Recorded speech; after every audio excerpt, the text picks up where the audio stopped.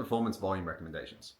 One of the things that a lot of trainees really struggle with is volume recommendations, knowing how much to do, how little to do, all the things in between. And I recently had a conversation with a client who was wondering why I prescribed one set of an exercise and two sets of others. And the reason for that is you need to match your volume to the dietary strategy that you're doing. And this is something that a ton of people miss. So if you're doing a low calorie, fat loss diet strategy, you simply don't have the available resources to recover from the volume that you're doing.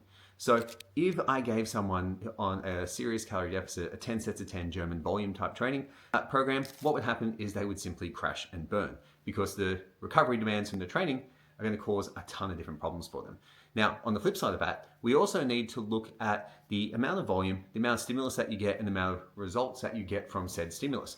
And what we see is there is an increase in results gained from volume done, but it drops off really, really quickly. So you get a ton of gains from one set, you get a ton more from two sets, and then at set three, we see a precipitous drop off. So we see far less gains for effort put in there. So what happens there is each additional set from that causes an increase in recovery demands.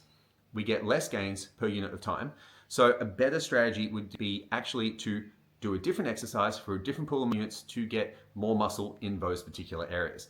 Every client that I've moved to like a 1 to 2 set volume approach, one for compound stuff, and if it's a really, really hard set, and 2 sets for the majority of things, and 3 sets for the body parts I really want to emphasize, sees far better results.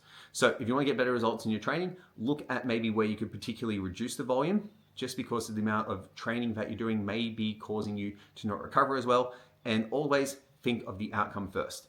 If the outcome is hypertrophy, you don't necessarily need to maximize the amount of work capacity that you have because the goal is to get bigger. Something to think about